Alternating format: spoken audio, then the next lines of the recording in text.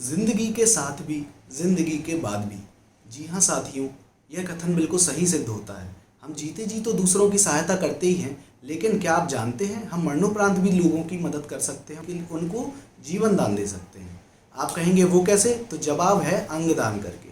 जी हाँ दोस्तों, हमारे छतरपुर की एक संस्था है शाश्वत सौरभ वेलफेयर सोसाइटी, जो अंगदान करने में हमारी सहायता करेगी। एक्सीडेंट से ही हमारे भारत देश में लगभग 1.5 लाख लोगों की मृत्यु हो जाती है, जिसमें से 7 से 8% लोग ब्रेन डेड की स्थिति में होते हैं, जिनमें से मात्र 0.4% लोग ही अंगदान करते हैं। इसके उलट यूके में यह आंकड़ा 35% का है और फ्रांस में यह आंकड़ा 67% का है। तो आज हम मुलाकात करेंगे इस सोसाइटी की फाउंडर डॉक्टर निवेदिता खरे से और जानेंगे अंगदान से जुड़े हुए तमाम सवालों के जवाब। बहुत बहुत स्वागत है डॉक्टर निवेदिता आपका भ्रमण न्यूज़ पर। आप सबसे पहले मैं ये जानना चाहूँगा कि ये ऑर्गन डोनेशन है क्या और ये किस स्थिति में किया जा सकता है? एक्चुअली ऑर्गन डोनेशन जो है वो एक व्यक्ति के ऑर्गन्स किसी ज़रूरतमंद जिसको ज़रूरत है उस ऑर्गन की, उसको लगाना है ना। और किस स्थिति में किया जाता है? नॉर्मली दोनों कंडीशंस होती हैं, एक तो लिविंग कंडीशन और एक होती है brain dead condition. Living condition में सिर्फ फैमिली मेम्बर्स ही हैं। अगर किसी का मान लीजिए लिवर ख़राब हो गया, उसकी फैमिली मेम्बर्स उसको लिवर का एक पार्ट दे सकते हैं, समथिंग इस टाइप से। पैंक्रियाज ख़राब हो गया तो इस टाइप से लिविंग कंडीशन में होता है। लेकिन ब्रेन डेड कंडीशन लाइक किसी का ब्रेन काम करना बंद हो गया है ना, तो उस कुछ देर बाद, मैं कहना चाहिए 4 घंटे 6 घंटे या 10 घंटे बाद या 1 से 1 दिन बाद भी उसकी बाकी की बॉडी भी काम करना बंद कर देगी। आई मीन टू से कि हार्ट काम करना बंद कर देगा, जिससे पूरे ऑर्गन्स में सप्लाई रुक जाएगी। ऐसी कंडीशन में व्यक्ति के वापस आने की संभावना तो होती नहीं है, तो उसके ऑर्गन्स किसी ज़रूरतमंद को लग सकते हैं। आपने जिक्र किया ब्रेन डेड सिचुएशन का, तो ब्रेन डेड क्या ये कोमा की स्थिति है?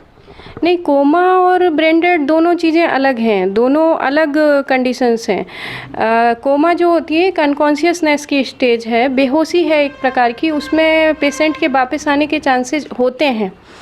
और ऐसे भी आप अगर टेस्ट करना चाहें तो उसके प्यूपिल्स डायलेट होते हैं, समथिंग, ये कुछ एपनिया टेस्ट भी होते हैं इसमें। तो और जो ब्रेन डेड कंडीशन है उसमें क्या होता है, स्टेम सेल की डेथ हो जाती है, ब्रेन स्टेम की डेथ हो जाती है, जिससे कि प्रॉपर ऑक्सीजन सप्लाई नहीं हो पाती और ब्रेन की जो सेल्स हैं धीरे धीरे गलना शुरू हो जाती हैं। तो पेशेंट के वापस आने की सिचुएशन कोई नहीं रहती कि आगे जाके पेशेंट वापस आएगा, जबकि कोमा में वापस आने के पूरे चांसेस, कहना चाहिए कुछ चांसेस होते हैं, है ना। ब्रेन डेड में नहीं रहता, तो ब्रेन डेड वाले का हम ऑर्गन डोनेशन करवा सकते हैं। कोई परिस्थिति ऐसी भी बन सकती है क्या कि पेशेंट फॉर्म फिल कर चुका हो डोनेशन के लिए, मींस वो डोनेशन की शपथ ले चुका है कि वह मरने के बाद अपनी बॉडी या ऑर्गन डोनेट करेगा, और वह क्रिटिकल सिचुएशन में है, तो क्या उसे डॉक्टर बचाने की कोशिश ही नहीं करेंगे और उसे ब्रेन डेड घोषित कर दिया जाएगा? नहीं नहीं, ऐसी कोई कंडीशन नहीं है। पहली प्रायोरिटी तो डॉक्टर की जो सामने पेशेंट होता है उसको बचाने की होती है, ऑर्गन डोनेशन कराने की नहीं होती। फिर भी ये है कि ब्रेन डेड ऐसे नहीं डिक्लेयर किया जाता। अगर किसी डॉक्टर को लगता है कि भाई maybe he is brain dead, then उसके लिए बाकायदा एक टीम आती है 4 डॉक्टर्स की, और उसमें न्यूरोसर्जन होता है मेन। और जब वो 4 डॉक्टर्स एपनिया टेस्ट करते हैं, फिर 6 आवर्स बाद फिर एपनिया टेस्ट को रिपीट करते हैं, जब उसमें वो पाते हैं कि व्यक्ति में कोई मतलब किसी भी प्रकार की प्रतिक्रिया नहीं है, उसके बाद एपनिया टेस्ट का वो कहना चाहिए रिव्यू देते हैं, रिजल्ट देते हैं, और फिर डिक्लेयर करते हैं कि ब्रेन डेड है या नहीं है। तो पहली प्रायोरिटी तो कोई भी पेशेंट होगा उसको बचाने की रहेगी। बिल्कुल। कई सारे अच्छे कामों के साथ साथ मिथ्स भी जुड़ जाते हैं, भ्रांतियां भी पैदा हो जाती हैं। तो कुछ भ्रांति एक ऐसी भी है कि आँख दान कर देता है कोई व्यक्ति तो अगले जन्म में वह अंधा पैदा होता है। नहीं, ऐसा कुछ नहीं है, ये सिर्फ मिथ ही है। आप चाहे गीता उठा के देख लें, चाहे बाइबल, चाहे कुरान, कुछ भी उठा के देख लीजिए, उसमें ऐसा कहीं जिक्र नहीं है कि आप आज आँख दान करेंगे तो कल के दिन आप अंधे पैदा होंगे, ऐसा कुछ भी नहीं है, ओनली मिथ। अच्छा, और अगर ब्रेन डेड होने की सिचुएशन में डोनर की फैमिली मना कर देती है कि वह बॉडी नहीं देना चाहती, तो क्या डोनेशन होगा?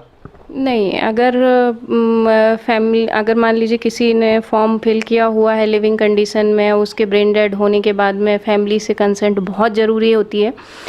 उनको कन्वेंस किया जाता है, फिर भी अगर वो कन्वेंस नहीं होते, कंसेंट नहीं देते, तो फिर हमारा या किसी मतलब नोटों का हक नहीं बनता कि वो उनकी बॉडी उठा ले, पॉसिबल ही नहीं। ओके, तो क्या डोनर की फैमिली को पता चल सकता है कि उसके डोनर के ऑर्गन्स किसकी हेल्प कर पाए या किसकी ज़िंदगी बचा पाए?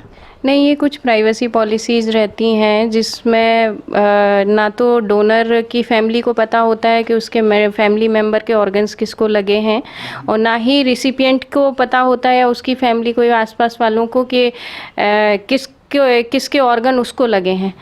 और इवन हमें भी पता नहीं होता कि ऑर्गन्स कहाँ जा रहे हैं। ये नोटो डिसाइड करता है कि ऑर्गन्स कहाँ जा रहे हैं। जो वेटिंग में होते हैं उनको उनके हिसाब से ऑर्गन्स मिल जाते हैं। ऑर्गन डोनेशन की क्या कोई एज लिमिट है?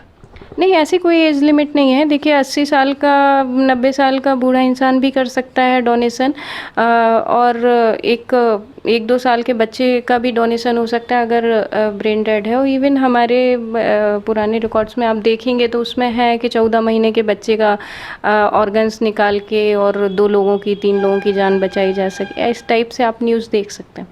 ऐसा कुछ नहीं, कोई एज लिमिट नहीं है।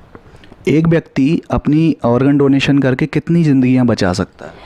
एक व्यक्ति ऑर्गन डोनेशन के बाद कम से कम 8 लाइफ सेव कर सकता है। जैसे 8 लाइफ, मान लीजिए आपका हार्ट हुआ और लंग्स के दोनों लोब्स हुए, अलग अलग लोगों को मिल जाते हैं, और लिवर, पैंक्रियाज, इंटेस्टाइन और दोनों किडनी, तो 8 लोगों की लाइफ बच सकती है एक व्यक्ति के ऑर्गन डोनेशन से। बहुत बहुत धन्यवाद डॉक्टर, आपने बहुत ही अच्छी जानकारी साझा की, और मैं यही प्रार्थना करूंगा कि आपकी संस्था लगातार ऊंचाइयों को छुए, अधिक से अधिक लोग आपकी संस्था से जुड़ें और दूसरों की मदद कर सकें। बहुत बहुत धन्यवाद।